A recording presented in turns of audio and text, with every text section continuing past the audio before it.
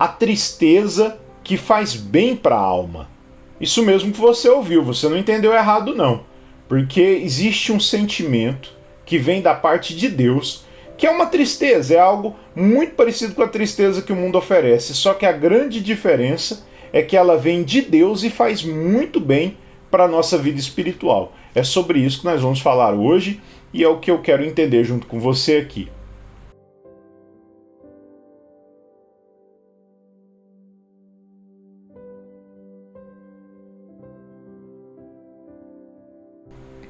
Olá, a paz do Senhor Jesus seja com todos, eu sou o pastor Murilo e o vídeo de hoje trata desse assunto tão importante, a tristeza que vem de Deus, um sentimento que vem do céu para gerar em nós um sentimento que vai nos ajudar até a eternidade, até o dia da salvação.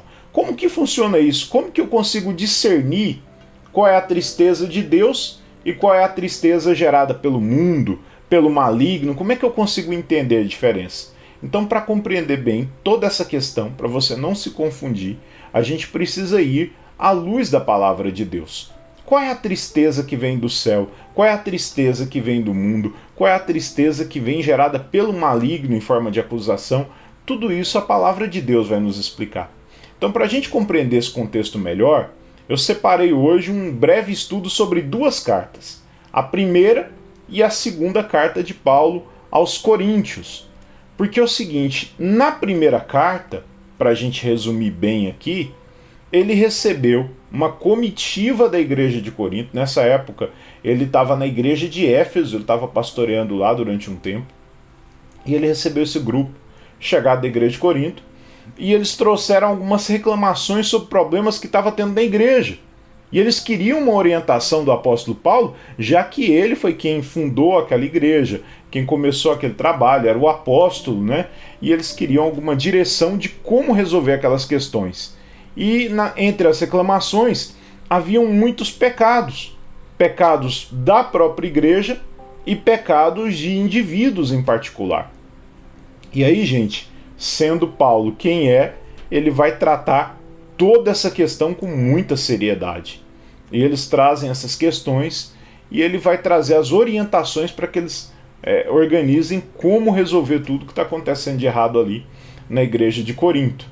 Então eu oriento até você, se ainda não leu nenhuma vez, se ainda não começou essa leitura das cartas paulinas, dê uma conferida na primeira carta de Paulo aos Coríntios e na segunda. Veja os dois contextos e você vai compreender bem essa palavra de hoje. Começa lá de 1 aos Coríntios, capítulo 1, e vai até a segunda carta de Paulo aos Coríntios. Leia os dois, de preferência assim, de uma maneira mais corrida, num fim de semana, ou separe alguns dias para ler de uma maneira mais direta, e você vai entender bem o contexto dessa mensagem. Então, 1 aos Coríntios, capítulo 1, ele começa trazendo uma mensagem muito dura, porque afinal de contas, Paulo está tratando todas aquelas questões apresentadas. Ele está orientando aquela igreja, ele está tentando doutrinar, e ele vai tratar duramente com eles. Ele vai ser um pastor muito severo, muito bravo, vai corrigir realmente até a raiz do problema. Só para você entender melhor isso e ver algo que ilustra tudo isso que eu estou dizendo para você, eu separei aqui o capítulo 5 da primeira carta de Paulo aos Coríntios. Dê uma conferida comigo, eu estou aqui com a palavra de Deus, a Bíblia Sagrada. Vamos ler aqui 1 aos Coríntios, capítulo 5, a partir do versículo 1. Veja comigo o que está escrito. Geralmente se ouve que há entre vós fornicação, e fornicação tal que nem ainda entre os gentios, como é haver quem abuse da mulher de seu pai. Gente, olha que coisa séria. Traduzindo isso aqui para você, o que Paulo está dizendo? Que ele ouviu daquela comitiva que trouxe para ele até Éfeso a informação de que alguém estava se envolvendo, estava em pecado de fornicação com a própria madrasta. Veja que coisa grave que estava acontecendo. Ele chega a dizer, olha, nem entre os gentios, quer dizer que nem entre as pessoas que não são de Deus não havia pecados assim. E o camarada estava envolvido com a própria madrasta dele. E pior, a igreja estava sabendo e não até o momento não haviam feito nada para resolver o problema. E aí o apóstolo Paulo vai dar uma bronca muito dura neles. Quero que você leia comigo, continue acompanhando aqui a leitura ainda na primeira carta de Paulo aos Coríntios, no capítulo 5, no verso 2. Olha só. Estais inchados e nem ao menos vos entristecestes, por não ter sido dentre vós tirado quem cometeu tal ação. Eu, na verdade, ainda que ausente no corpo, mas presente no espírito, já determinei, como se estivesse presente, que o que a tal ato praticou, em nome do Senhor Jesus Cristo, juntos vós e o meu espírito, pelo poder de nosso Senhor Jesus. O que Paulo está dizendo? Ele está dizendo: eu estou julgando.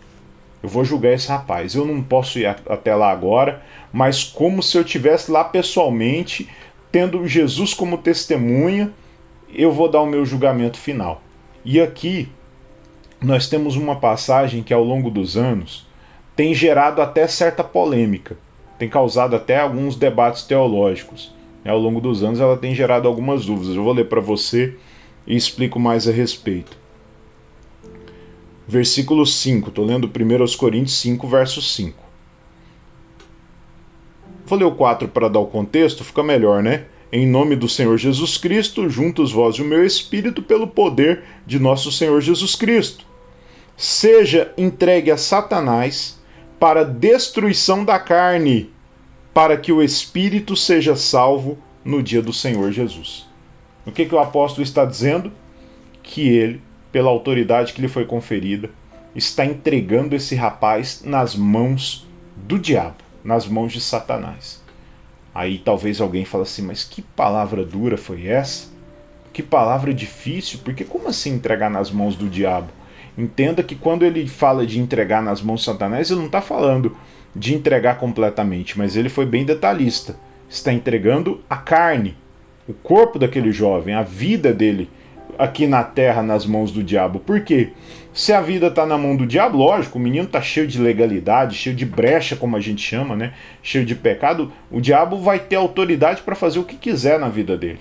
E ainda sem oração, sem intercessão da igreja, ele vai estar nas mãos do inimigo. Imagina o potencial do que o diabo vai fazer na vida dele.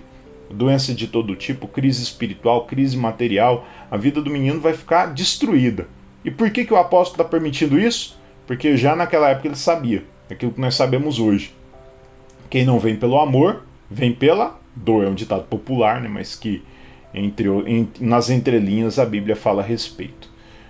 Então, talvez aquele jovem entregue na mão do inimigo com a vida arruinada, depois de tanto pecado, quem sabe ele viria à conversão, né? Após toda essa situação que ele ia enfrentar na vida dele. E, gente, essa foi uma das broncas, essa foi uma das reclamações do apóstolo. Foi para o jovem, mas foi para a igreja toda que não tomou nenhuma providência antes. E aí o que vai acontecer é que vai abater uma profunda tristeza no coração daquele povo. Eles vão ficar muito tristes, muito abatidos. Eu quero que você entenda que quando chegava uma carta nova, como chega, por exemplo, a primeira carta de Paulo aos Coríntios, quando chegava essa carta direcionada àquela igreja, não eram feitas cópias e você podia ler para casa e levar para casa e ler depois. Não era assim que funcionava. Mas o pastor chegava lá com a carta, dizia: olha, tem aqui uma nova recomendação do nosso apóstolo e hoje não vai ter pregação minha, tá? Do pastor aqui da igreja. Hoje nós vamos ler a carta do nosso líder. E aí o culto tinha hora para começar, mas não tinha hora para terminar. Era uma coisa emocionante. E ele pegava lá toda a carta na sua íntegra, né, os 16 capítulos da primeira carta de Paulo aos Coríntios, né, ainda na época não era dividido em capítulos assim, mas você me entendeu. Pegava toda a carta e ele lia de maneira corrida. Ele lia ali das 7 horas da noite até o fim, até o horário que terminasse. Imagine, por exemplo, que fosse lido num dia de Santa Ceia. Por coincidência, aquela carta chega num domingo, é bem um domingo de ceia, e ali tem algum irmão que está numa vida meio torta, né? Estava planejando tomar a ceia mesmo assim, e o pastor lê toda essa carta. Gente, como é que ia ficar o coração desse povo? As pessoas não conseguiam nem levantar a cabeça e olhar em direção ao altar. Tamanha comoção, tamanho quebrantamento. E é dessa tristeza que eu estou falando. Não é uma tristeza para a morte, Não é uma tristeza que separa de Deus, mas é uma tristeza que gera, espiritualmente falando, arrependimento. É uma tristeza que gera mudança de vida. Vamos ver a separação disso. Falei para você que era disso que a gente ia tratar hoje.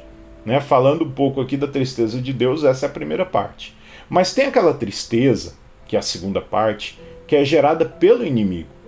A tristeza provocada pelo diabo, ela é péssima, ela é ruim, porque ela fala de uma acusação. É aquela pessoa que comete o pecado, não se arrependeu ainda, ela chega lá, né, naquele remorso, naquele arrependimento momentâneo, e aí ela se sente mal, chora, fica triste, mas no dia seguinte, na próxima oportunidade, ela vai lá e comete o pecado de novo. Imagina alguém traindo, por exemplo, um cônjuge, né, traindo a esposa ou a esposa traindo o marido. Aí hoje ela comete o pecado de adultério e ela chega em casa, vê a esposa lá e fica triste. O coração dói, pesa, ela até chora. Mas na manhã seguinte, basta encontrar o amante novo, volta a trair. E no dia seguinte, assim vai. Sabe como isso se chama? Concupiscência. Quando a Bíblia fala daquele pecado repetido, como se não fosse pecado. E a pessoa vai fazendo várias vezes, e por fim, o coração já nem dói mais. Por fim, ela já nem sente mais aquela acusação. Por fim, ela pega a Bíblia Sagrada, tenta ler, não consegue. Se for alguém cristão, vai para a igreja, aquela palavra incomoda, o louvor incomoda, não consegue participar, daqui a pouco vem a acusação do inimigo. Quem é você para ler a Bíblia? Quem é você para estar nessa igreja? Se a pessoa dá ouvidos para o diabo e não gera um fruto de arrependimento, por fim ela desiste da igreja, desiste da fé, e quando menos percebe, está completamente desviada.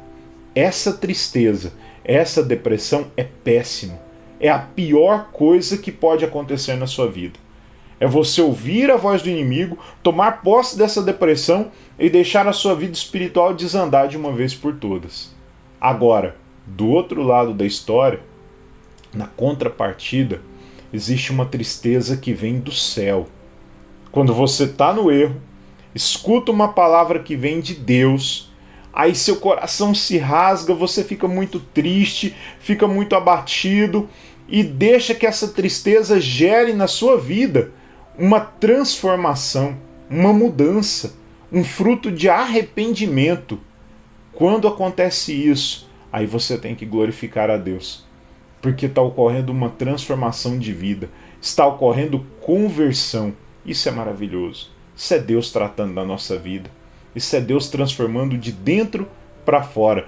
Quando receberam a primeira carta, foi muito difícil, ficaram muito tristes. Porque toda a primeira carta de Paulo aos Coríntios é muito dura. Sabe, tem uma outra parte que já está dando a direção da mudança, que até que é mais tranquila. Por exemplo, 1 aos Coríntios capítulo 13 fala sobre o dom do amor. Mas, no geral, toda a carta é muito pesada. Só que aí, tempos depois, o apóstolo escreve a segunda carta. E essa já está cheia da graça de Deus.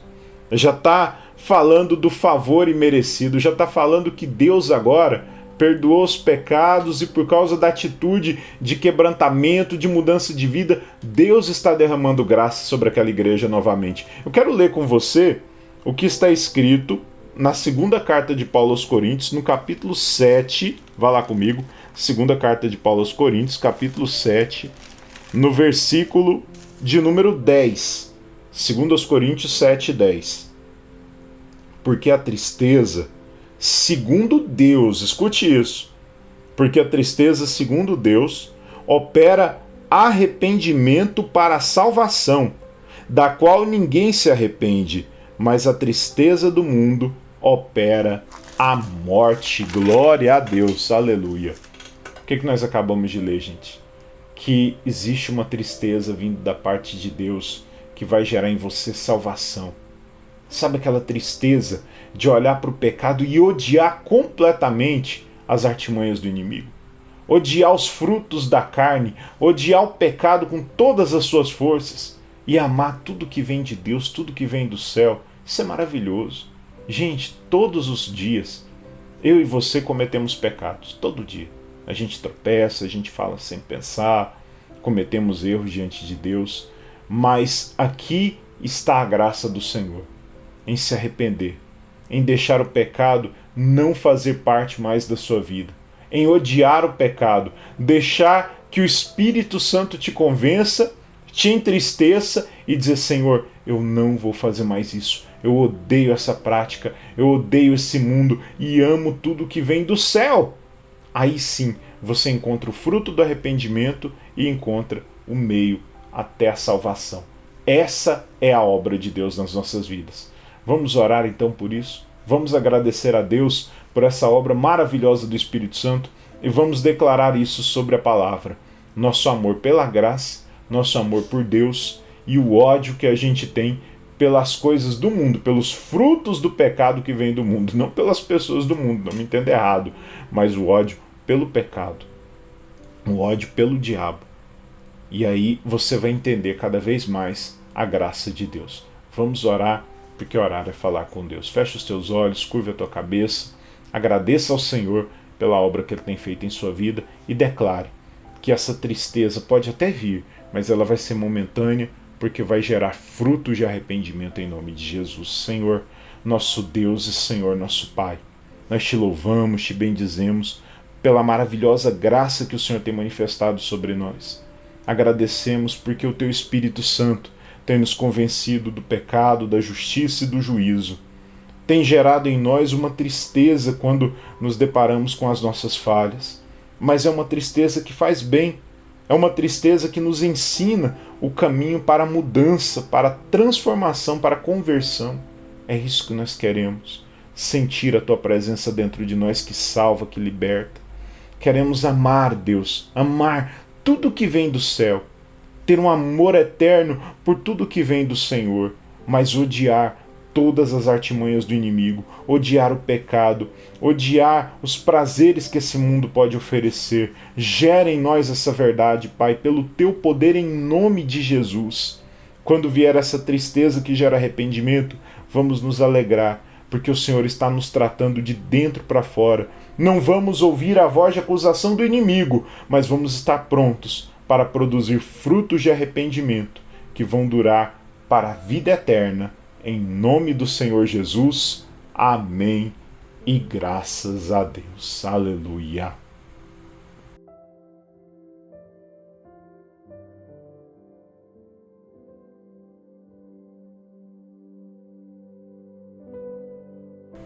Pessoal, estou aqui para agradecer tudo que Deus tem feito em nossas vidas, essa maravilhosa obra que através das redes sociais, todo dia novos seguidores, todo dia alguém sendo adicionado nessa igreja virtual. Glória a Deus por tudo isso, obrigado pela vida de vocês. E quero fazer esse convite, de repente você está vendo esse vídeo pela primeira vez, ainda não segue o canal, ainda não curtiu, você não imagina a força que você dá ir lá clicar no botãozinho de curtir, isso sinaliza para o YouTube que você gosta do conteúdo, e quando sair vídeo novo vai aparecer aí para você, e se inscreva no canal. Basta clicar e se inscreva, porque você vai participar desse grupo aqui maravilhoso que não para de crescer. Deus vai te abençoar muito e abençoar também muito a nossa vida em nome de Jesus. E olha, pode compartilhar, o material é gratuito. Compartilhe para o maior número de pessoas que você conseguir.